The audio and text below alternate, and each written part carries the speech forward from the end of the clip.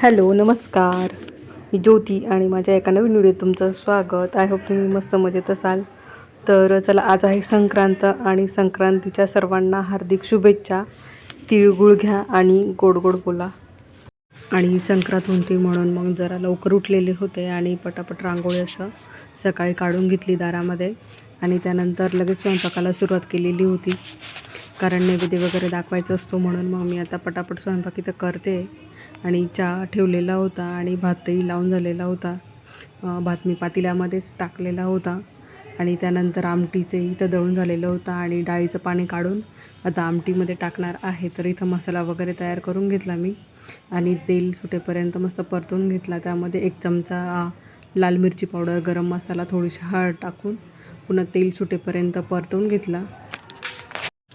आणि पुरण तयार केलं ना, तेव्हाच त्या डाळीचं थोडंसं पाणी मी काढून ठेवलेलं होतं.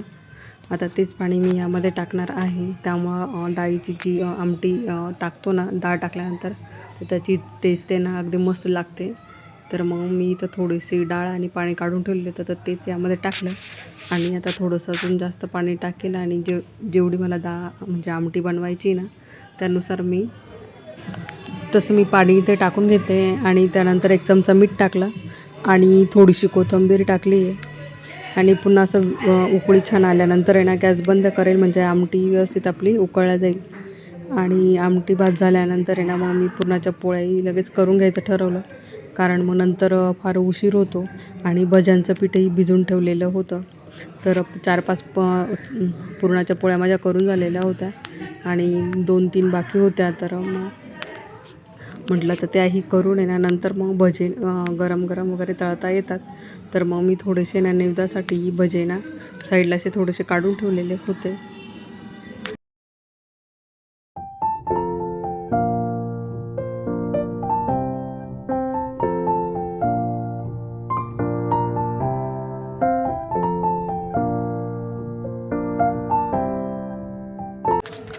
तर स्वयंपाक वगैरे करून झाला आणि म्हटलं आता नैवेद्य वगैरे मी भरून ठेवलेला होता. आणि त्यानंतर आता मला इथं देवपूजा झालेली होती करून आणि त्यानंतर हे खणाचं जे पूजन असतं ना ते करायचं होतं. मग हे सामान जे मला जे एकत्र असा वाटा मिळतो तर मग मी ते घेऊन आलेली होती. त्यात गव्हाच्या ओंब्या असतात, हरभरे असतात, बोरं आणि ऊस असतो आणि गाजर. तर मग मी आता हे जे खण होते ना हे स्वच्छ धुवून घेतले आणि त्यानंतर त्यांना मस्त असा हळदी कुंकू लावून घेते.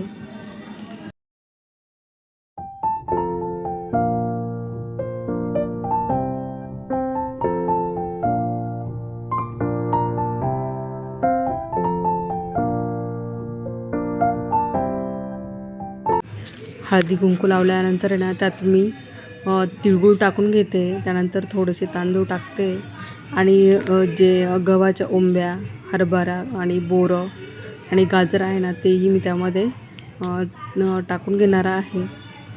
तर अशा पद्धतीने मी आता सर्व खणांमध्ये गव्हाच्या ओंब्या हे सामान आहे ना भरून घेते.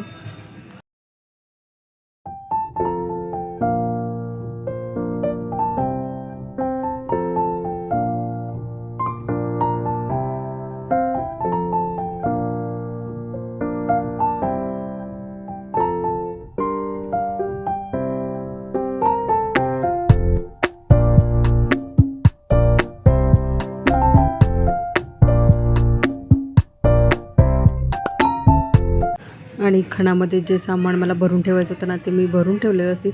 आणि बाकीच्या देवांची पूजा तर करून झालेली होती.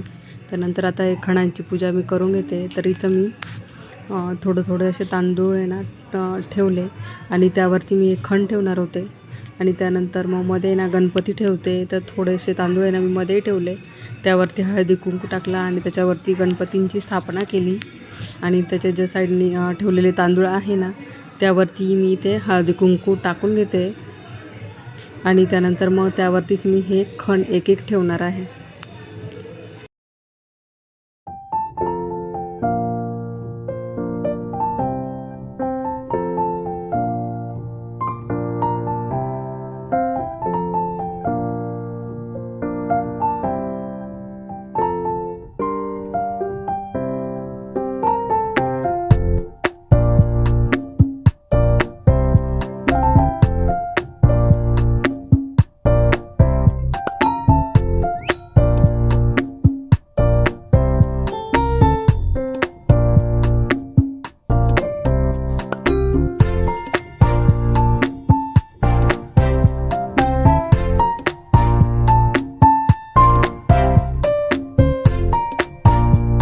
आणि पूजा वगैरे करून झाली. त्यानंतर नैवेद्य पण दाखवून झालेला होता आणि जेवणाच्या वेळेलाच मी भजे तळणार होते. तर मग आता मिस्टरांना जेवायला द्यायचं होतं, तर म्हणून मग मी आता इथं भजे वगैरे तळून घेतले आणि त्यांना ताट केलं आणि आमचे जेवणं वगैरे झाले आणि आता आम्ही टेरेसवर आलेलो होतो.